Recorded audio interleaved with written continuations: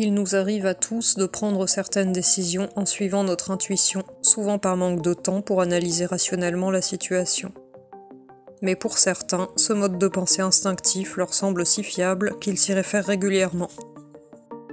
En revanche, d'autres préfèrent se méfier de leur intuition et se tourner vers une analyse consciente.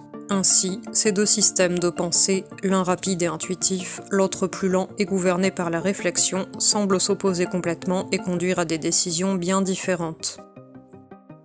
Mais lequel de ces deux systèmes de décision est-il le plus efficace ? À vrai dire, nos prises de décision reposeraient la plupart du temps sur ces deux systèmes de pensée à la fois. Autrement dit, nos décisions seraient le fruit d'un mélange de réflexion et d'intuition.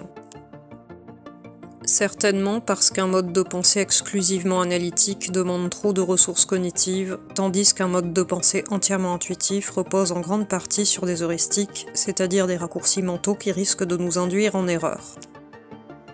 D'ailleurs, une étude menée chez des managers a montré que les plus performants privilégiaient une approche à la fois rationnelle et intuitive. Cependant, ceux favorisant les décisions entièrement rationnelles obtenaient tout de même de bons résultats. En revanche, les décisions basées uniquement sur l'instinct s'avéraient peu perspicaces. L'intuition risque-t-elle de nous induire en erreur ? Le mode de décision intuitif n'est pas dénué d'intérêt. En effet, sa rapidité de traitement de l'information et son faible coût cognitif sont des atouts non négligeables, notamment lorsqu'on doit prendre une décision en situation d'urgence. C'est pourquoi il est important de développer notre intuition. Pour ce faire, il est absolument nécessaire de cultiver un savoir approfondi dans un domaine particulier pour que l'intuition puisse se reposer sur une vaste base de connaissances. En effet, chez un novice, on ne peut pas parler d'intuition dans sa prise de décision, mais plutôt de hasard, car celle-ci ne repose sur aucun savoir.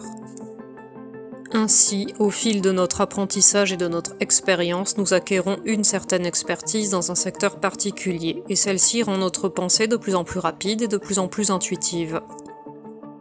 Toutefois, l'intuition que l'on a développée dans un domaine ne peut pas être transférée dans un autre champ d'expertise car les compétences acquises sont spécifiques, ce qui les rend inutilisables dans un contexte différent.